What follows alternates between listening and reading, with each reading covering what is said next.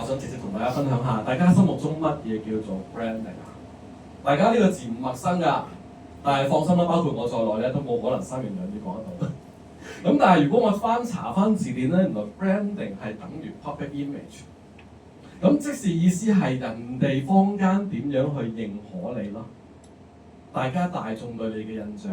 咁當然啦，我哋作為中小企咧就冇可能做 public 嘅，咁所以 image 我哋嚟緊應該要考慮嘅嘢啦，係咪先？舉個例子啊，如果我同大家講我係做健身嘅，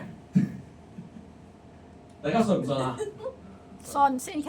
嗱，就算我真係有實力如 Coleman，但係我嘅肚腩，即係呢個未出世嘅 BB 啦，都會成為我嘅阻力啊！呢個image，還是係成為我嘅助力咧？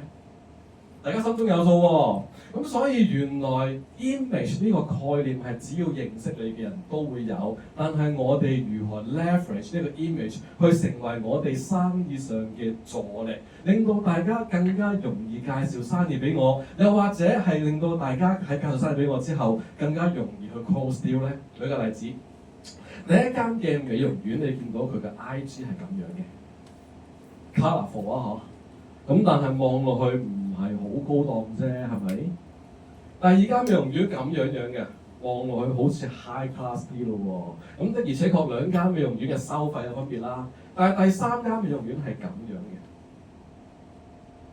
咁我諗大家可以好明顯見到，都係做美容院，都係做 IG 呢啲必須㗎啦。但係有冇 outline 到自己嘅 image 咧？咁從而再喺網上面可能落嗰個形式嚟揾生意咧，咁呢個就係希望大家可以留意下嘅。點解我咁講咧？因為其實都可能唔陌生嘅，大家可能聽過 Elon Musk 佢成日強調第一性原理啦。咁如果我哋生活上嘅話咧，簡單舉幾個例子，大家會有印象講緊係原來教育嘅意義唔係分數而係能力。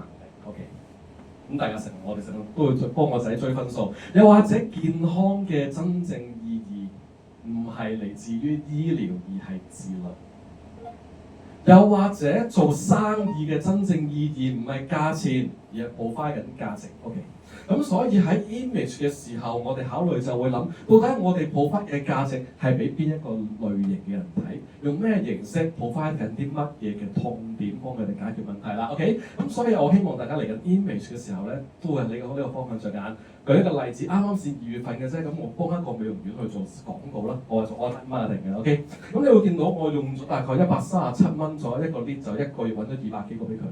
咁但係咧，大家可能都會知道，嘿 online 落廣告有人問啊，一定㗎啦。問題係問完之後變唔到生意啊嘛。咁我喺過去嗰個時間2月份，我嘅生意就40幾個，咁有晒日期，有晒電話，全部幫佢 book 埋，我做埋 CS 嘅。咁第二個 angle 就係，如果大家都係做裝修嘅時候，咁我哋都幫佢諗計咧。原來佢哋中意養貓啲老闆，所以我就建議做貓裝修，呢個就係個 image。裝修必備蚊網等等，全部都係貓嘅內容，所以我落廣告落咗1600蚊嘅啫一個月。咁我講緊我有大概700幾人嚟揾我 ，around 點擊到12，即係8.85 每12個人見到呢一個廣告就有一個會 click 㗎啦。total 2個幾蚊一個 click 啦，非常之正。你話 click 啫，咁所以就變成252個 message 去揾佢，1600蚊嘅啫。OK， 講緊原來做啱定位、啱市場、啱效果，俾啱嘅人睇啱嘅嘢，解決啱嘅問題，件事超級簡單嘅。第二個廣告落咗1000蚊嘅啫，都係講緊 click through rate 都係8.22，都係平均大概12個人就一個會 click 嚟揾我㗎啦，正到爆。做女傭顧問啦，請姐姐嘅咧都係用緊1000幾百蚊廣告費一個月嘅啫。OK， 咁啊都有唔少人問嘢嘅。咁好啦，同大家玩一個遊戲啦。呢個遊戲要小心啲去留意。點解咧？喺我哋生活上成日都會見到廣告㗎，喺 online 嘅世界。包括第一隻 banner 廣告，經常見到嘅就係9巴 app 啦，彈出嚟嗰啲你撳交叉嗰啲咧。OK， 15,000蚊見街200萬次，2萬人傾，正唔正 ？OK， 正喎。如果係 YouTube 廣告擺印差嗰啲，大概用咗都係2萬幾蚊見街200幾萬次，正唔正？正。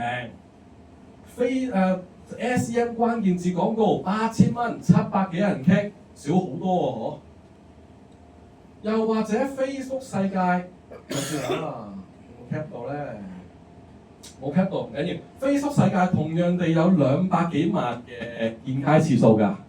咁但係大家會覺得同樣200幾萬見街次數，邊一個地方翻嚟嘅單會實淨啲會多啲咧？SEM 8000蚊啫，即係關鍵字廣告。YouTube 27000，banner 廣告15000蚊，慢慢升，唔係天文數字嚟㗎。見街就真係天文數字啦，200幾萬次多過 TVB。原來我哋發現咧，就算我哋見街硬好都好啦，banner 廣告係冇嘢翻嘅。YouTube 廣告好正啊，見街200幾萬次，47萬人睇晒條片，得4個人翻㗎咋。反而關鍵字廣告落8000蚊，我41個填方，俾埋電話 number 嚟嘅，報名嘅。當然 Facebook 嘅話轉碼一定係最強嘅。咁所以咧，其實大家講咁耐，我講緊乜嘢咧？唔緊要嘅，最緊要係記住幾樣嘢。做 marketing 嘅時候，考慮你到底俾咩人睇，呢件事係咪真生動有趣同你交流緊嘅咧？你用咩方向俾佢睇？佢哋 experience 睇到啲乜嘢？最緊要梗係做 sales 啦。所以記住 Titus 就冇死㗎啦。OK， 引用1996年標記講 content is king 啦。有興趣嘅隨時聯絡我。Thank you。好，血淋淋嘅數字嚇，背後非常之溫馨嚇，記得9011。